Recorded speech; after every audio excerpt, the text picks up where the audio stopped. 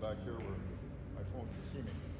So if we don't start to create some measurables with goals, and that's just a part of it, we're also going to talk about concentration, how to handle stress and pressure, because as student athletes, you're dealing with school, social life, the pressures of competing, parents, we know they put a lot of pressure on you, right? Being able to perform, grades, there's all kinds of things that this age group, you guys have to deal with.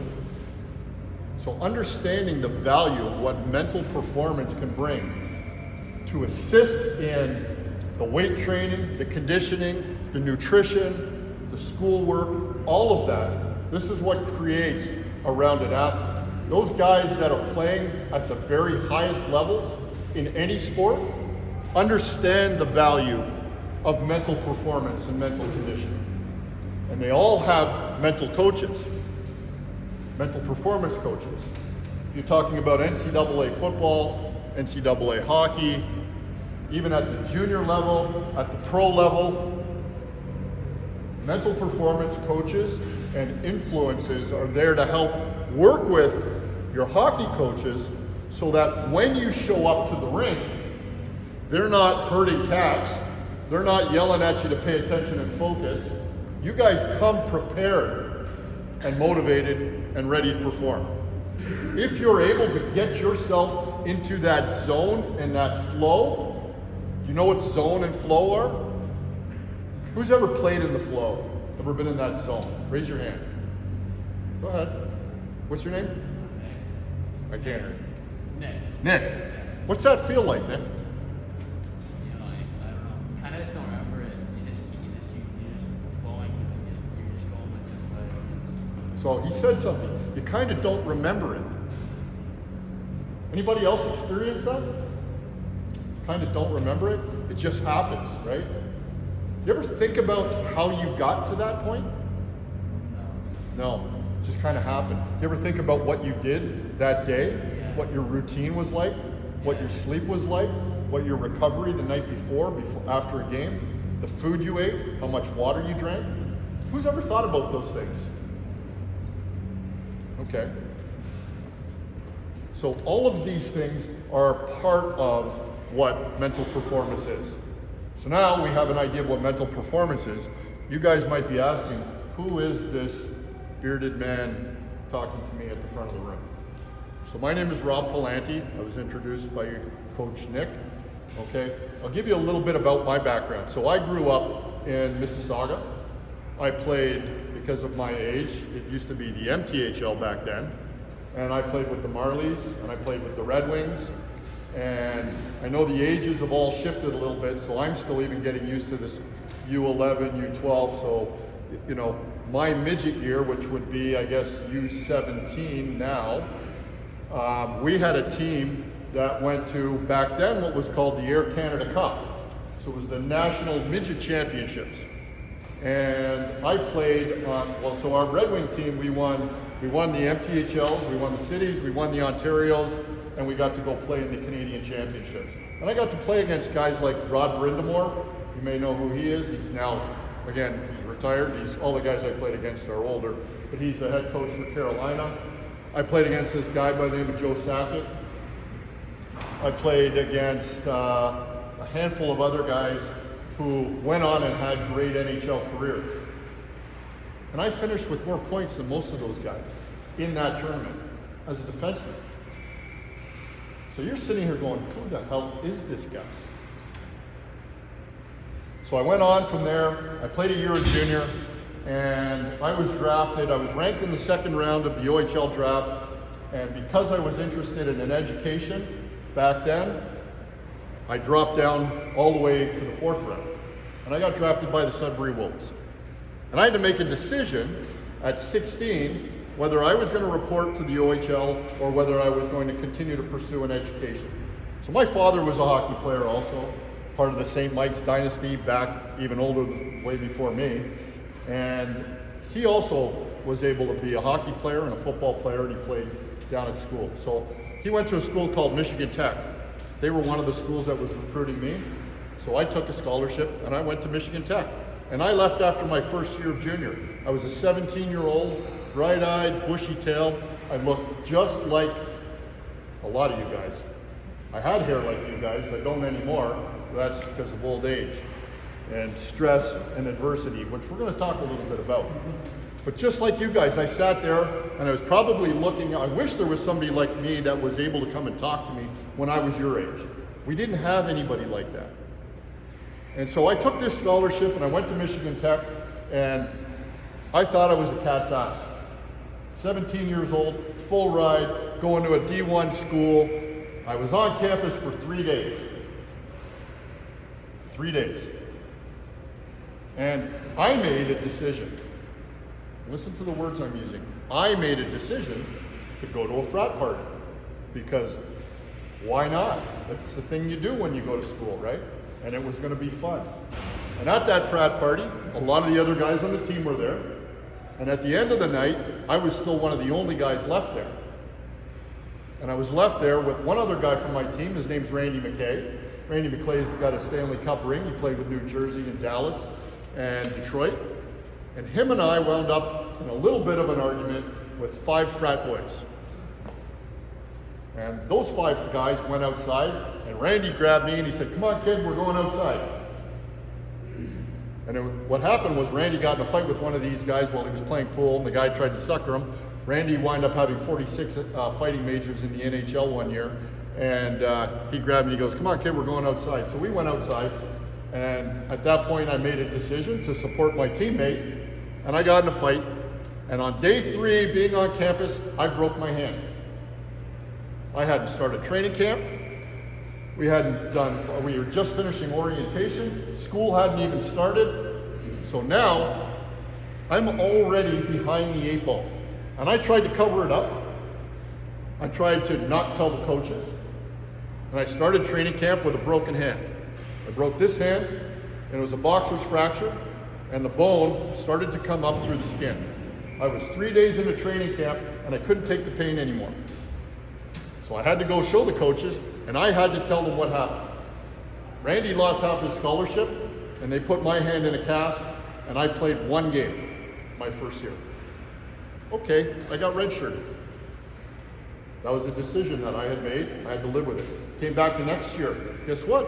There was a whole new recruit of new players coming in behind me that wanted my spot. I only played 1 game the year before. But I went in with an attitude that I was supposed to be there and that I was going to play. I played 6 games my second year. In and out of the lineup. I started to question why I was there. I started to question whether the coach didn't like me. I started to question whether I was good enough. And you know what? When I went and talked to the coaches, you know what they would tell me? "Don't worry, Rob.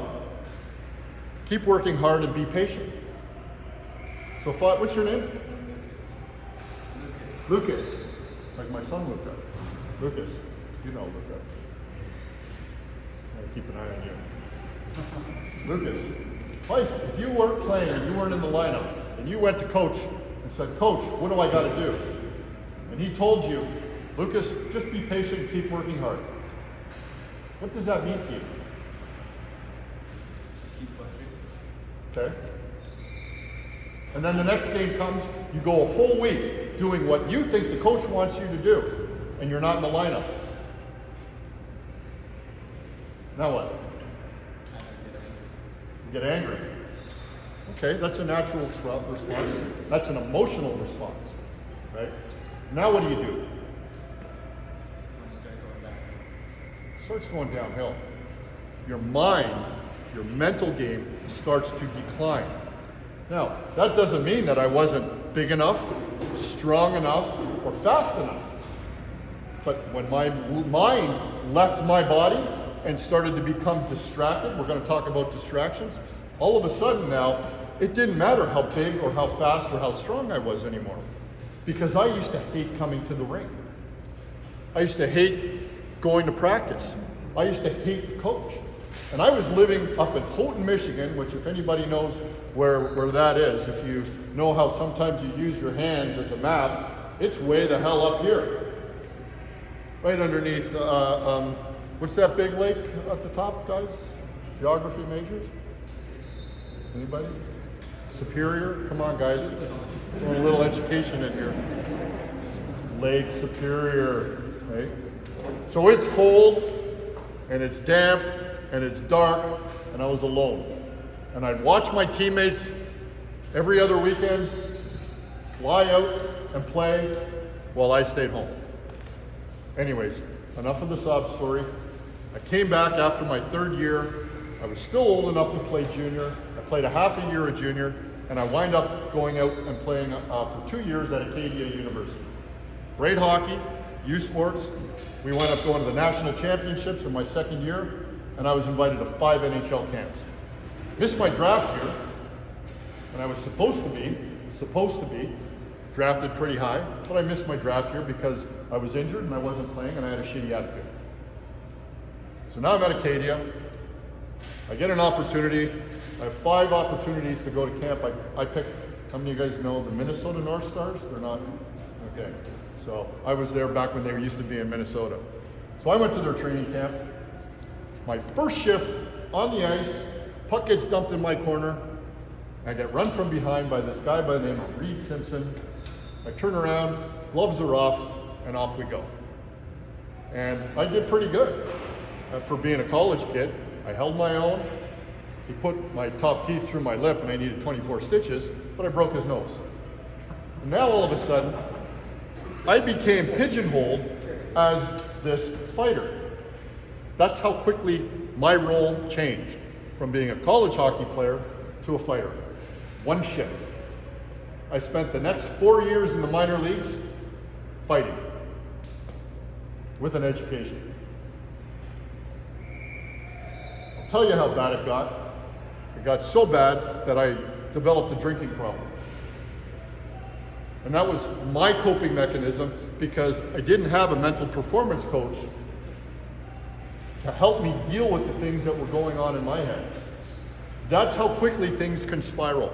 If you don't have goals written down, if you haven't developed habits and routines that lead you towards those goals. I'll breeze through the rest of it. I played 4 or 5 years in the minors. I hated the game. I walked away, didn't go to a rink or put on skates for 3 years. Finally got back into it. By that time, I had worked myself into the corporate world, and I spent the next 23 years in corporate leadership and development. Okay, did very well. But there was something missing from that, from my life, and there was a big part of it was this game. Now, in 2014, I went through a divorce. In 2015, I got hit head on a motorcycle. I was riding my Harley to go pick up my daughter Ava. Stand up, tell everybody you know my daughter. I had lunch with her. This young man had lunch with my daughter today. I just found out. She's going to hear about that tomorrow. But you look like a good kid. All right. I got hit head on my motorcycle. Going to pick up my daughter. She was at her mom's house, not the one you were at today, the other one. And thank God I didn't get to her. I was coaching her U8 team at the time, soccer team, playing at a festival. It was August 22nd, 2015. It was 10 o'clock in the morning. You guys from Flamborough, Waterdown know where Robson Road is and Parkside? I almost died there. I got hit by a woman on her phone. I did not get to my house. I did not get to pick up my daughter, thank God. And I was on the side of the road. They took me to Hamilton General. I have about 18 seconds of memory waking up inside the cab or the back of the ambulance and looking and seeing nothing but blood. This side of my body had been crushed. Broke all my ribs down the front, down the back, ruptured my elbow, came right out, lost all the bone in the end of my elbow, shattered my scapula, punctured my lung, ruptured my spleen, shattered my ankle. Not a scratch on the moneymaker though, baby.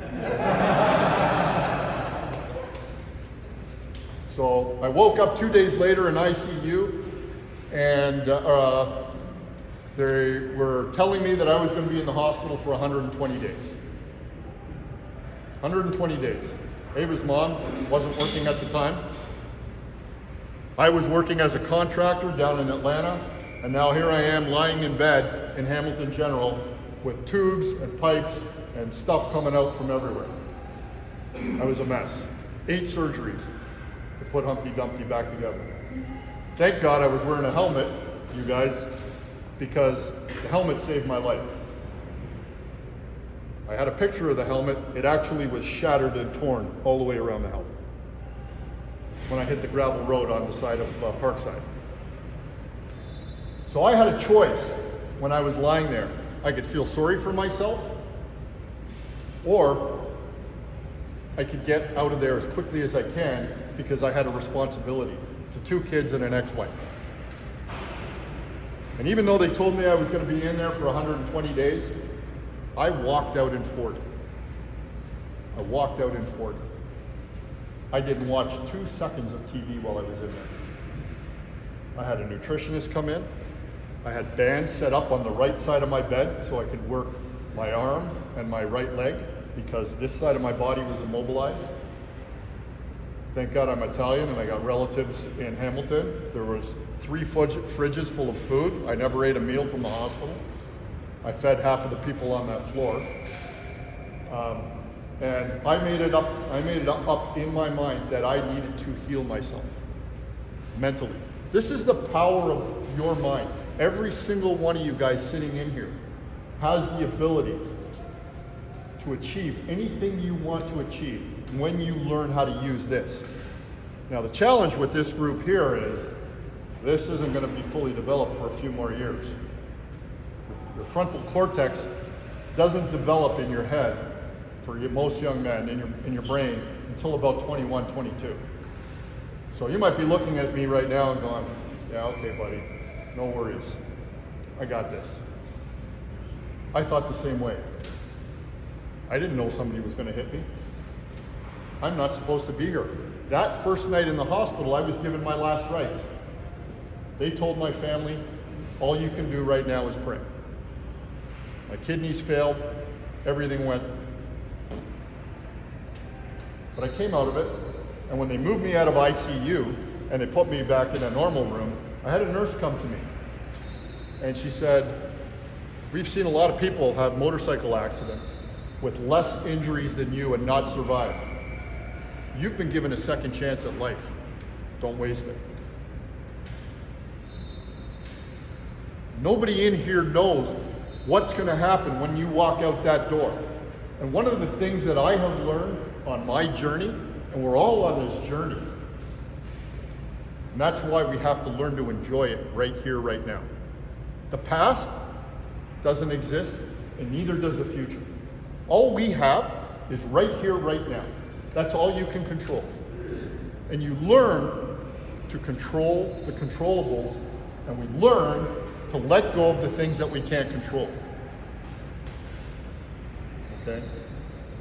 What the coaches do and who they choose to put on the ice, they're kind of in control of that, but not really.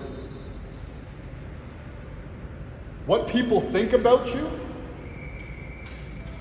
you can't control that. And I have a little saying, other people's opinions of me are none of my business. I used to care a lot. I went through the stage of the cars, the fancy cars, and the big houses, and the golf club memberships, and all those things. And I did that because I thought I needed to be somebody to impress somebody else. This is me, man. I'm happy. And I got another Harley back in the garage, and I like riding. And I know a lot of you are thinking I'm crazy. But that's okay, because I don't really care.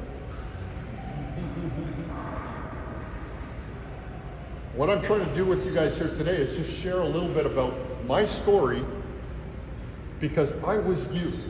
I was you, I was you, I was you, and you, when I was your age. I thought I had all this time in the world. Okay? I've been talking, I'm not even following my slides. But here's what I'm going to talk about since we're talking about time. Tell me if this number means anything to anybody.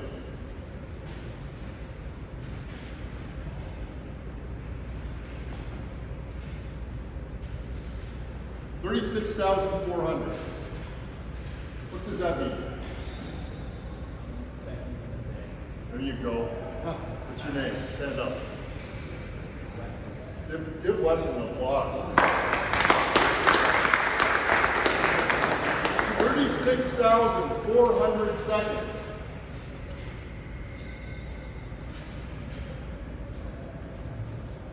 What's that number? Hey?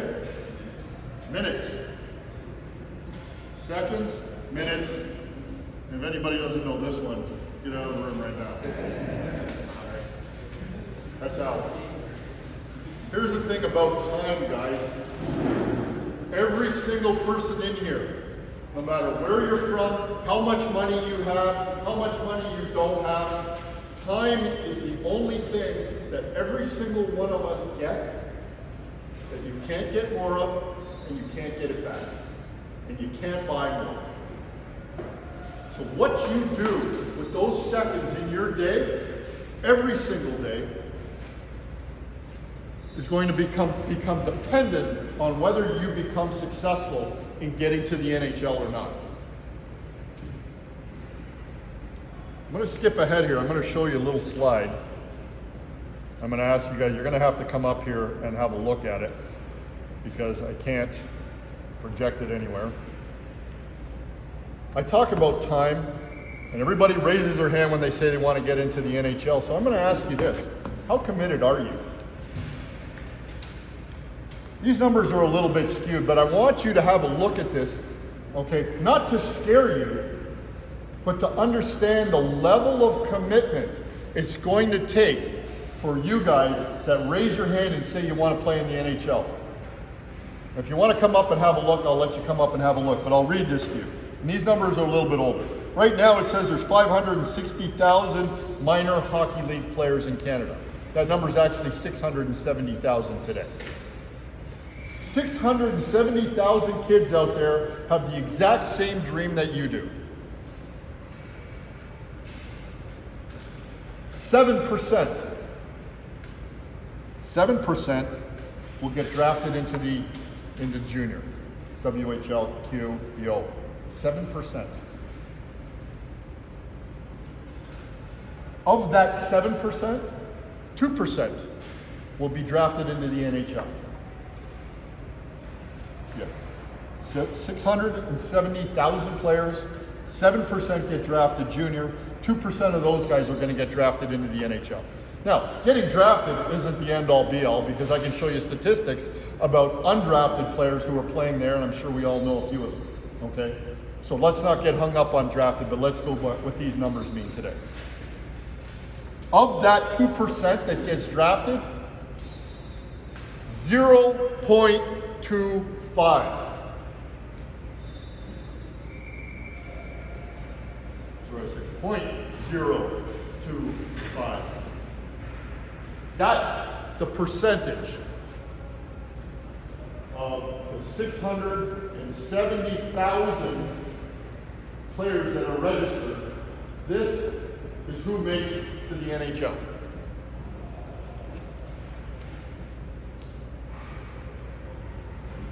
How do you feel about that? Tough? Yeah, tough, man. Guess what? Life is tough. When I was your age, guys, and I was sitting there and, I'd just been drafted in the OHL, man, I'll tell you, I thought I was going right to the show. In my mind, I was headed there. And this little thing called life got in the way. And if you don't have the tools to learn how to deal with adversity, because I guarantee you there's nobody in this room that is going to escape it. Nobody. I don't care how much money you have.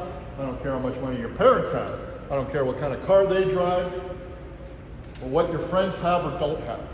Until you understand who you are individually and understand that you have the power to control everything. It's out there waiting for you to come and get it. But it's going to be hard. It's going to be hard. And it's going to require things like habit and routine. focus, concentration, sacrifice, those good times, those lunches with my daughter. Sometimes those things are going to need to be sacrificed because now I know who you are. All right? So there are 3 R's that I think are very important as we start to develop this sense of who we are, understand what our goals are, and how we're going to get there.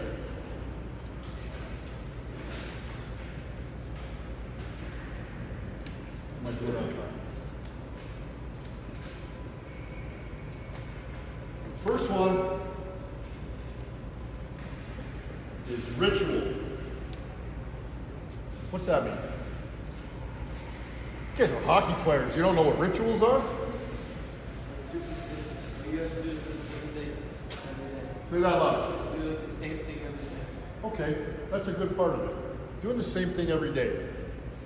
Rituals are things that we adhere to. What time do you get up? I picked on you already.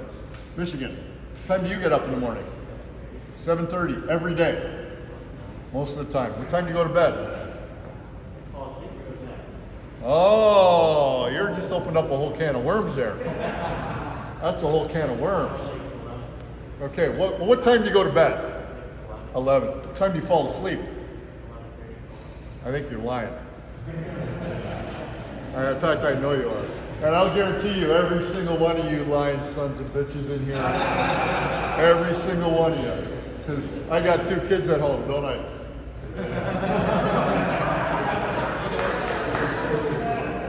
Right?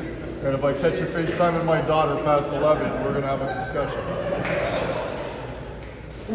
All right? These phones, mine's up there, okay, are going to cause a distraction if we don't control those. Okay, I'm going to talk a little bit about that after. But creating a ritual, which becomes part of a routine,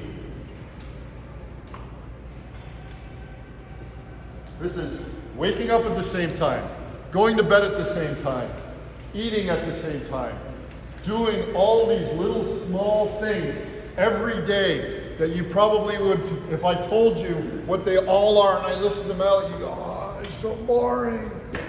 I don't want to do that. Entertain me. Right? We live in this world of self-gratification, or instant gratification. There's probably some self-gratification in there, but that's another discussion. Maybe not for this room. You're laughing. I don't, we're going to have a discussion. All right. The final one is repetition.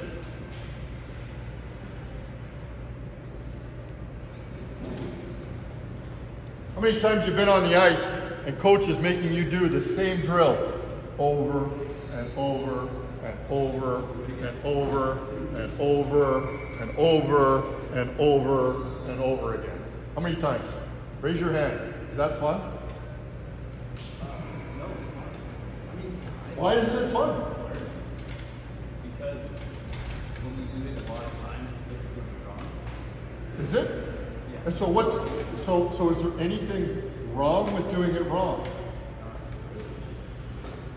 Let me tell you something. We have this preconceived idea of being wrong and failing as being the end of it. What if we thought about this? What if we thought about failure as an opportunity to learn?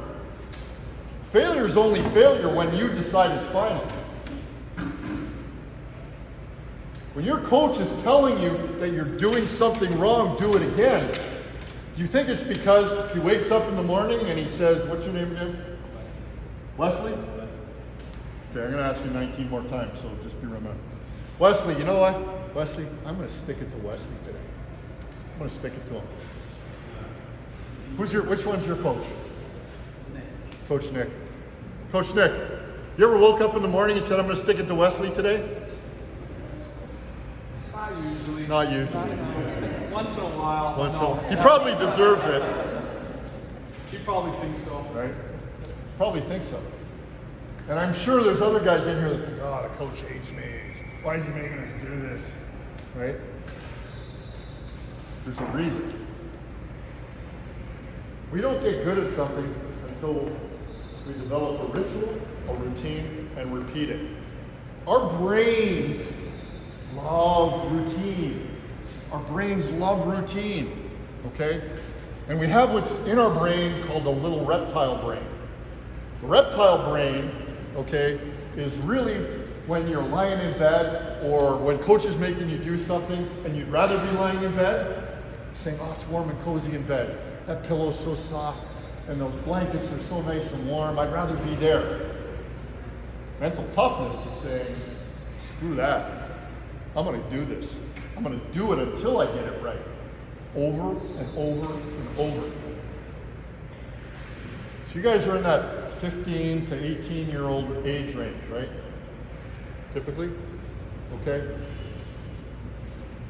What if I told you I could give you the key to getting to the NHL right here, right now? Who's in? I'll give you the key. I'll tell you exactly what you got to do.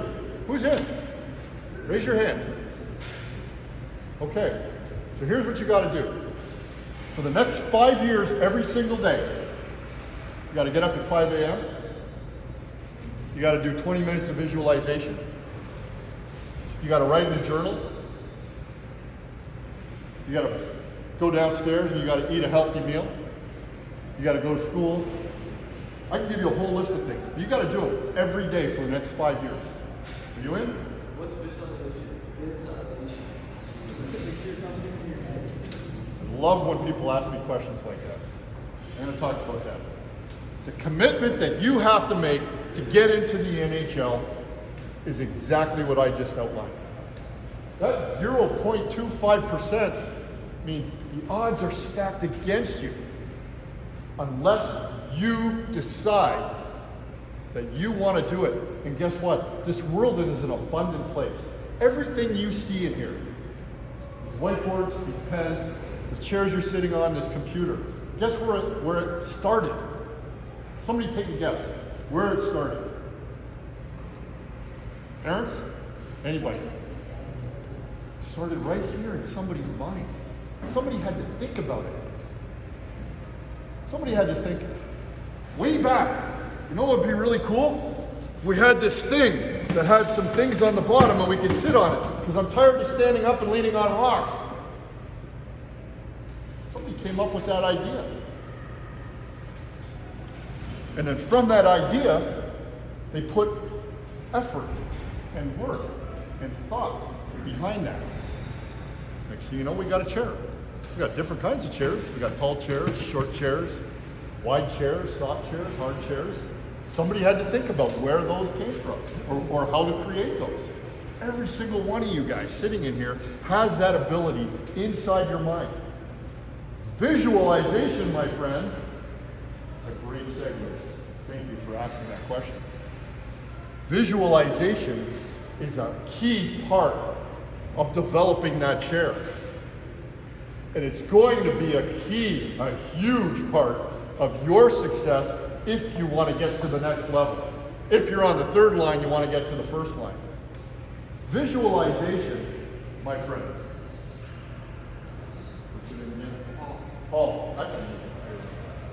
Paul, visualization is when you close your eyes. Close your eyes. In fact, everybody, don't laugh. There's nothing, this is serious. Close your eyes. Everybody close your eyes. I'm going to take you through the same drill. Close your eyes. I'm going to use this idea of playing in the NHL. I don't want to see anybody looking. Don't worry about what your friends are doing or saying, because it doesn't matter. Close your eyes. And I want you to picture yourself. Picture yourself stepping out onto the ice for your first NHL game. You hit the ice. You feel the ice underneath your skates. The crack of the ice as you stride down around the net. You hear the people in the stands. They're cheering. They're going wild as the teams come onto the ice. Picture whatever team that is that's your favorite team. Feel that wind blowing past your face as you take a lap. Maybe you don't have your helmet on to warm up and all that fantastic hair you got is flowing behind you. I used to have hair. Picture that. Take in the senses. Feel the stick in your hand. Feel the skates cutting the ice. Tune into the sounds that are around you. Feel your buddies, your teammates, tapping you on your butt, on your pads. Welcome to the NHL. Your first big game. Imagine yourself standing on the blue line. Oh, Canada's playing. You're lined up, you're starting, puck's dropped, and away you go. You're into your first game. All right, now come back to me. Come back to me. Who pictured that in your mind? Welcome to visualization, Paul. Now imagine if you could spend 10 minutes every day with that thought in your mind. You know what you're doing now? You're creating what you want through visualization. You're putting all of your senses behind that feeling that you have. It's out there, guys. All you got to do is go and take it.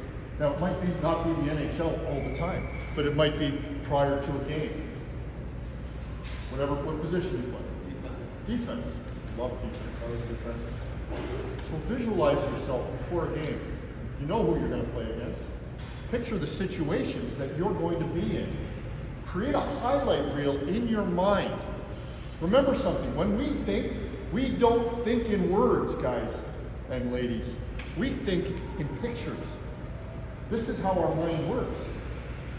When you create that picture, you're creating possibility. Do you know that if you think about doing a drill, or you think about yourself in a situation on the ice, it's the same thing as actually doing it? Your brain doesn't know the difference between actually doing something and thinking about doing something. There was a study done back in the 70s, okay? I know we're running out of time here. I want to leave some time for questions, but think about this. There was a study done back in the 70s with 3 controlled groups of basketball players throwing free throws, okay? The first group was tested on day 1. However many were in the group, it doesn't matter. They were all tested, how many free throws they made, okay? The second group, and then what they were told to do was for the next month, practice free throws every day for an hour. The second group came in, and they practiced for an hour, and they were tested. And then they were told, go home, we'll call you back in a month, and come back, and the day you come back, we'll check you again, see how your free throws have improved. The third group practiced free throws on day 1, and then we're told every day for 20 minutes, mentally visualize yourself making free throws. That's a tongue twister. Mentally visualize yourself making free throws. And then we're going to come back in a month and test you. They brought all 3 groups back. Who do you think performed the best? First group. 24% increase in their free throws. 24% with the first group. Who do you think was second? Third group. Second group came back and actually declined. The third group came back after only practicing physically for 1 day and mentally every day for a month. Do you know what their increased percentage was in free throws? 23%. 23% from practicing it in their mind. Crazy, right? I'm going to throw something else at you real quick here. Every single day we have between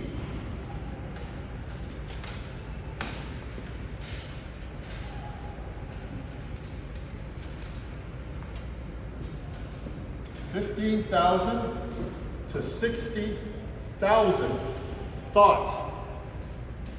A lot of them sit in our subconscious. Our subconscious is something that's developed based on experiences from our past. And then we attach an emotion to it, and it becomes our philosophy. That's a whole other discussion. We don't have time for that today. But who you are, the things you believe are based on events from your past, how you were brought up, the things that you like, you don't like. They're not necessarily true, by the way, and you'll learn that as you get older when you start to question things. But we're going to have 15 to 60,000 thoughts per day. What percentage of those thoughts do you think are negative?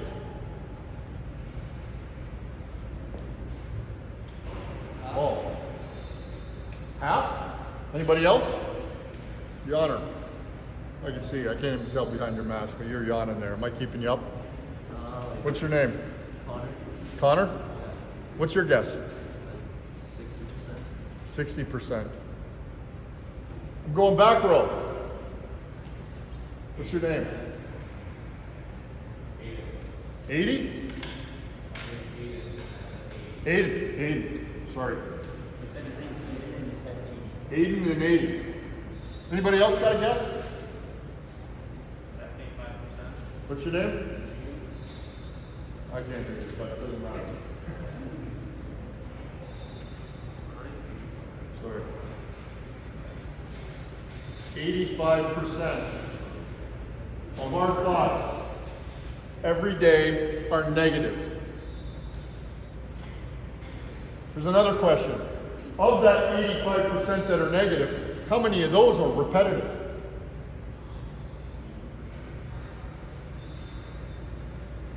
What do you got? 80? Anybody else? 90? I think since you wrote the 95, it's going to be 93, 95. I like the perception. That's good. This is a smart one right here. Isn't it? Yeah. I can pick them out.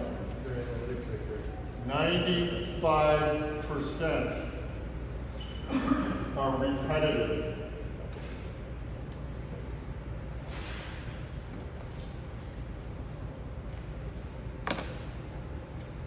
Repetitive, 85% negative. If you do not learn how to control what is going on in your mind, this will eventually own you. We talk about habits and routines.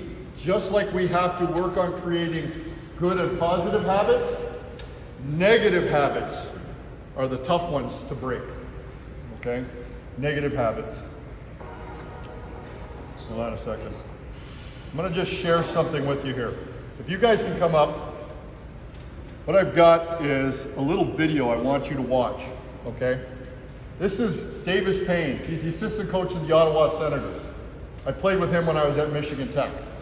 Okay, I have a little podcast, no big deal. If you want to listen to it, that's great. And so I'll interview some of my old NHL buddies and coaches.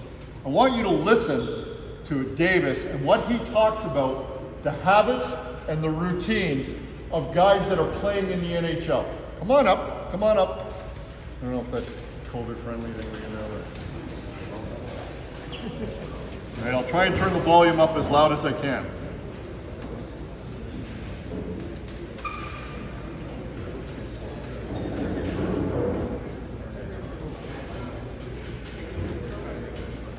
Okay? All right, so we got to be quiet so we can hear it, all right? So these kids now, you're taking them through this. The first process, again, going back to those two things that me as a coach is responsible, you got to be physically ready. And we can use all the science and all the reps and all that stuff to push you. And you're going to have some kids that don't need to be pushed at all. Yep. I don't need to worry about him. He's, Trevor Lewis, Kyle Clifford in Los Angeles, they're maintenance-free guys. You're going to tell them to do 10, they're going to do 15, 20. It doesn't matter. And guys like that there's lots of them, but there's also guys that are not like that. So physically, we got to get them ready. The next part of things that we're going to do as a coach is we're going to report back to the head guy who's in charge. How'd the session go? What was his body language like? How did he handle it mentally? What was his give and take? What was his comments before? What was his comments after? Did he, in the National League, I've always believed this, that the real pros understand there's no difference. There's working hard and having fun. The real pros understand that you can do both at the same time. Young kids think that when you're working hard and grinding and battling and really finding that edge of improvement, they don't think that that's all that fun. Yet you get an established pro, maybe that young kid would say, okay, now we need to, let's lighten up the drills, let's go play some shinny or do some of that fun stuff. When you get a pro, or you get a player that can tie both of those things together, your practice habits and your preparation habits are tied together in the fact that you can have fun working hard, you're going to maximize skill set and ability beyond belief. You've got to learn to have fun busting your ass. And you've done some great, like you talk about, Tough Mudder. That was the end of that clip. Is there more? That's it. That clip is just to tell you about, get you to start to think about transitioning and framing the way we look at how we show up, how we work, preparation, all of those sort of things. The last thing I'm going to share with you guys here, and then I'll stop, is I talked a little bit about this earlier, okay? I use this little diagram.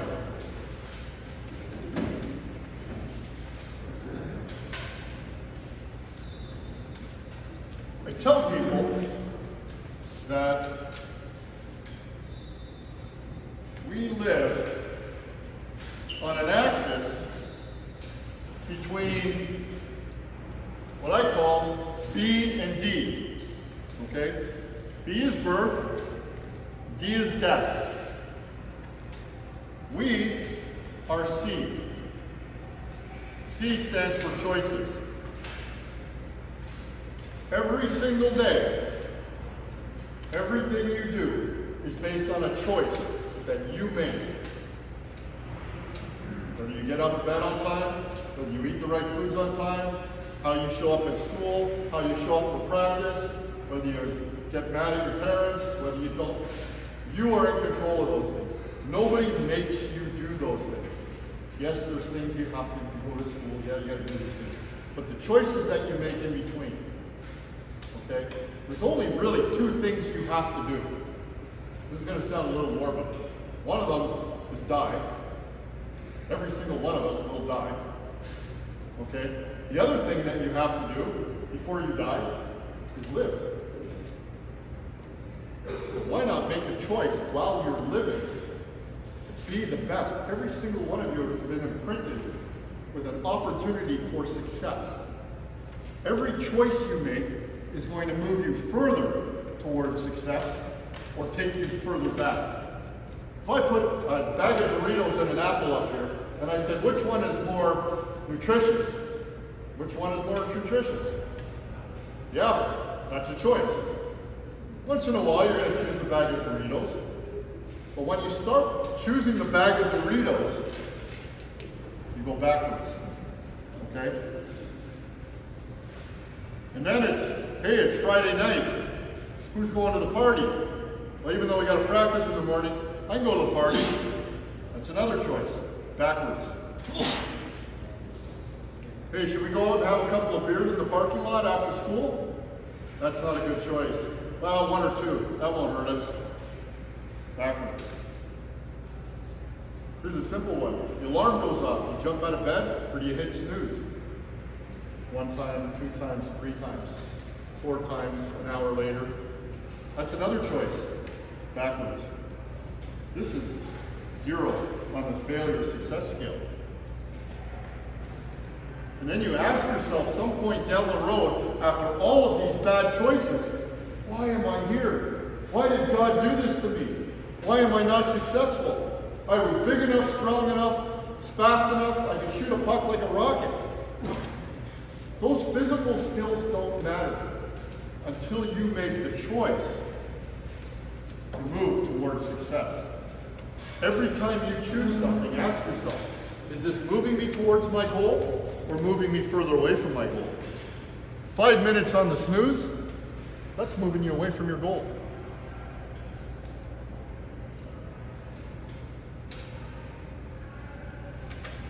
So I'll share this.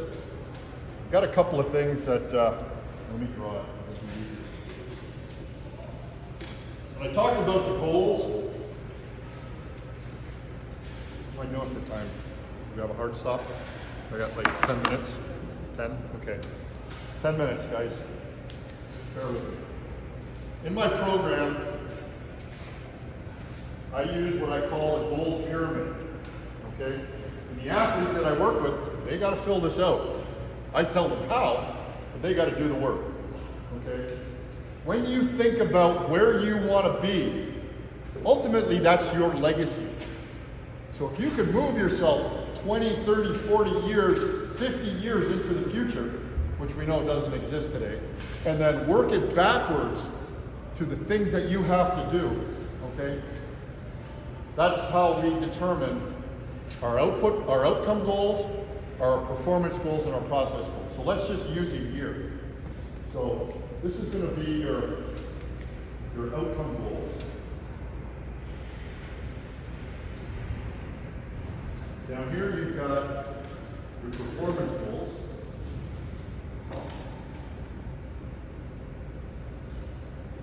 And then at the very bottom, this is the work. This is your process. So I'll give you an example. I'm not going to write it all out. But the example that I had up here, number one, first of all, a goal without action is just a wish. A goal without action is just a wish. So we can sit here and we can do all the visualization. We can think about all these fantastic things that we want. The next step is to put action behind it. Okay? The outcome goals, I use one of the quarterbacks, a football player I work with. His outcome goal was become a more balanced and holistic quarterback, earning the starting position on the varsity team. That was his outcome goal, okay, at the very top. Performance goal was be the hardest working player on the team, become a role model and a leader through my actions and my efforts, okay? That's the performance. His process goals looked like this. 6 times a week, weight room for an hour. 5 times a week, hand-eye coordination, 15 minutes.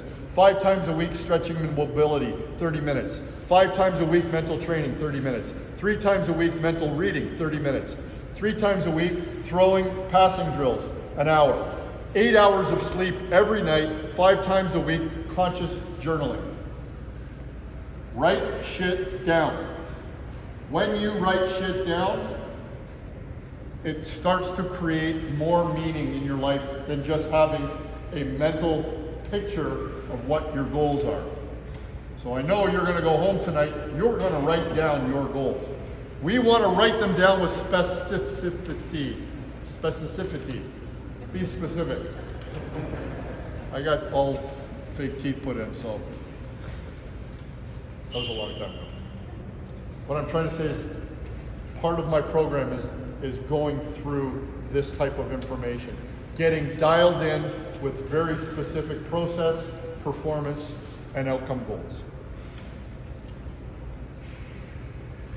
On that, because I could keep going for hours, I will stop and I'll open it up to any questions that you guys or you parents might have. Don't be shy, boys. Anything. You can ask me about hockey, you can ask me about anything that you might be having in your mind right now that you might want to ask a question about that might help you either in the classroom, at home, or on the ice. Yeah. What's the best way to recover after a bad game? Best way to recover after a bad game? That's a great question. Who else feels like that sometimes? Raise your hands, guys. Raise your hands. Don't be embarrassed. You know why? Because that's an emotion. So, the best way to recover after a bad game, first of all, is realize, okay, what's your definition of a bad game? Is it just you, or are you talking about the team? I was talking about me. Just you.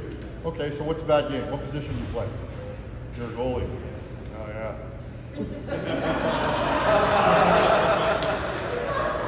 So let me tell you, I lived with a few goalies in my career. I'm just gonna call that out there. You guys are all nuts, but all right. It's like the drummer in a band, you know. Anyways. So first of all, as a goalie, you need to probably be the most mentally tough player on the ice. Okay. How do you recover after a bad game? First of all, think of it this way. I'm a goalie. I'm gonna get scored on. It's gonna happen, regardless. Okay. The probability of you getting scored on in practice and in the game is probably pretty good. Right? What you want to be able to do is use visualization to mentally put yourself into those situations, okay, that you either can account for, and then there's going to be situations that are going to come out of the blue, okay, that you're going to get scored on. Being able to create what I call a trigger, okay, and what I'll do with some of my athletes is create triggers in their mind. That it could be, stepping over the line, stepping out of your crease, backing into your crease, tapping a post. That trigger mentally tells you to let go of what just happened. And anybody that comes after a game and is beating themselves up thinking, oh, I played terrible, or shit, I sucked today, I didn't, guess what? Can anybody go back and change that? Anybody? Anybody travel in time that can go back? Because I'd like a redo if I can get one. Okay, so guess what? 5 seconds ago when you asked me that question, it doesn't exist anymore. Let it go. It's a hard thing to do. And I can't get into all the details of how to do it just right here, but there's a process. Just like you train to stop the puck, you train your mind how to move forward. Okay? I have a little model that I use where, let me simplify this. Here's a good way to think about it. Think like a goldfish. You know what the attention span of a goldfish is? 3 seconds. 10 seconds. Okay? And I can talk about studies that have been done in the military. They work within a 3-foot radius. Imagine being in, you're fighting the Al-Qaeda in a city. All they worry about is the next 3 feet. That's it. They get to 3 feet, and it's the next 3 feet. And once they pass it, they don't worry about it. Okay? So as a goaltender, you've got to worry about what is happening in front of you right here, right now. Being in the moment. A lot of times we're humans wanting and humans having, but we're not humans being. Being present in the moment as things are happening to you is all that you can control. You can't control the past. You can't control what's happening. And you can't control what's going to happen in 10 minutes. You don't know what's going to happen on the ice in 10 minutes. Your preparation gives you the confidence to be able to be ready for what you think might happen. And so you can react to those situations. But there's no guarantees, and the past doesn't predict the future. So focus on the right now, learning how to be present. Letting go of the last shift. And if you made a mistake and coach tells you about it, make a mental note of what you did. I guarantee you there's not many guys in here that don't know what they are not doing properly. And then make the adjustment. There is nothing wrong with making a mistake. Is there, coach? Nothing. Has anybody ever died from making a mistake on your team? Nobody's ever done. You're laughing, but some of you guys will think it's the end of the world because you made a mistake. Think about this. If you fail forward. Fail forward. If you fail forward, you can't lose. What does fail forward mean? Mistakes. We all make them. I make them every day. There's nobody in here that doesn't. So don't worry about mistakes. The biggest mistake you're going to make in life and on the ice with your coach, and your coach and I just met at the beginning of this session, but I pretty much know what he'll do, what he'll say, is effort. Lack of effort in anything you do is the biggest mistake. No action is no good. As long as you're out there and you are trying and you're putting in effort and your coaches see, you're gonna make mistakes. That's how we learn. We learn through our mistakes. Good question. I hope that kind of answers it. Anybody else got a question? Parents? I got a whole piece on cell phones and management and all that. I'll leave this actually for the parents, because I think this is important too. I'll leave this with your coach, and I'll tell you this also. Let me put it on my, because I got a slide for this. I wrote a piece called Parents Managing the Ride Home. Also on my website, I have an ebook. It's called The 4 Quadrants of the Invincible Mindset, the Parents Managing the Ride Home, and for you athletes, I have 21 secrets of creating momentum for 2021. And I used it at the beginning of the year, but you can use it anytime. If you go to my website,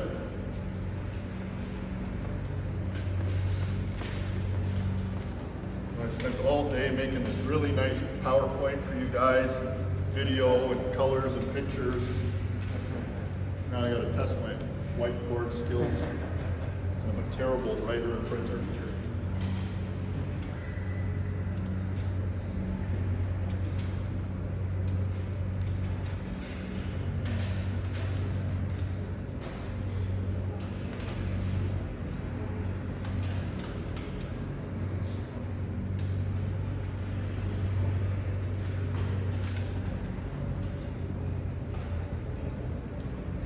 You go to my website, mindsetbodybank.com, click on the resources tab. These are all available for free. And then I will spam the hell out of you every day for the rest of the month. That's it. Unless you guys got anything else. Thank you so much. Hold on one second, guys. Hold on one second. You say it?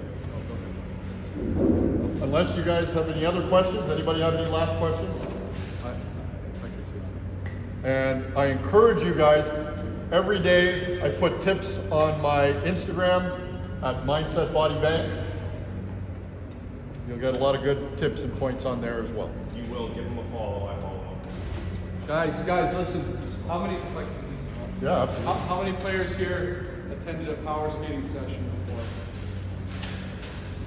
How many have a strength trainer at the gym? You guys don't go to Shield?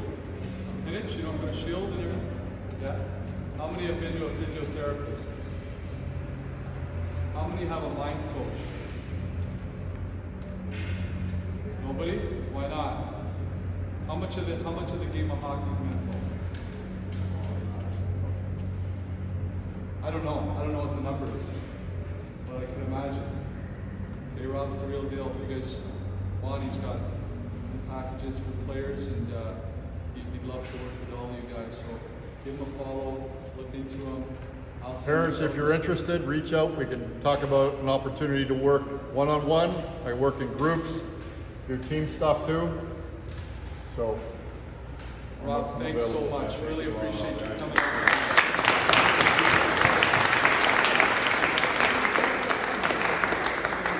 Thank you guys, and stay away from my daughter.